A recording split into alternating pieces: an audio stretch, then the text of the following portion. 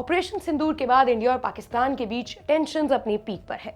मई 6 को इंडिया ने पीओके में मल्टीपल एयर स्ट्राइक्स की। ये ऑपरेशन पहलगाम में हुए एक डेडली टेररिस्ट अटैक के जवाब में किया गया था, जिसमें 26 लोगों की मौत हो गई थी। एलओसी पर मिलिट्री एक्टिविटी इंटेंस हो गई है और दोनों तरफ से वार्निंग्स और रिटेलिएशन की पॉसिबिलिटीज बढ़ गई हैं।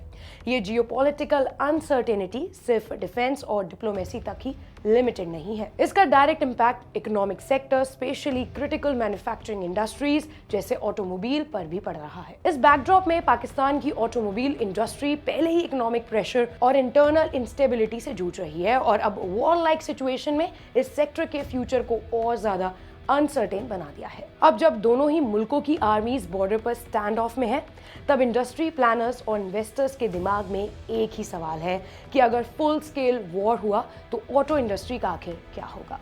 अगर इंडिया और पाकिस्तान की ऑटोमोबाइल इंडस्ट्रीज का साइड बाय साइड कंपैरिजन किया जाए तो काफी ज्यादा कंट्रास्टिंग रियलिटी सामने आती है। इंडिया ने फाइनेंशियल ईयर 2024-25 में पैसेंजर व्हीकल सेल में 4.3 मिलियन यूनिट्स अचीव किए, जबकि पाकिस्तान ने सिर्फ 1,28,530 यूनिट्स की सेल ही रिकॉर्ड की है।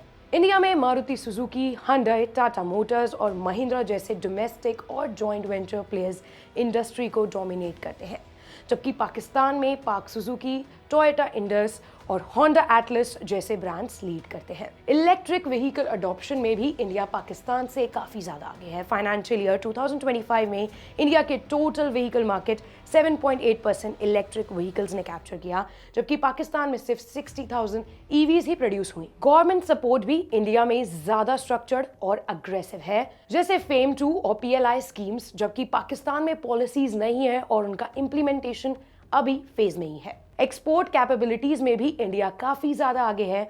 वो नॉट जस्ट फिनिश प्रोडक्ट्स बल्कि ऑटो कंपोनेंट्स का भी ग्लोबल सप्लायर है। पाकिस्तान का एक्सपोर्ट फुटप्रिंट इस सेक्टर में अभी तक लिमिटेड ही है। पाकिस्तान का सिस्टम अभी भी हाई डिपेंडेंस रखता है इंपोर्ट्स पर, जो कॉन्फ्लिक्ट के टाइम पर और भी ज्यादा खराब हो सकती है।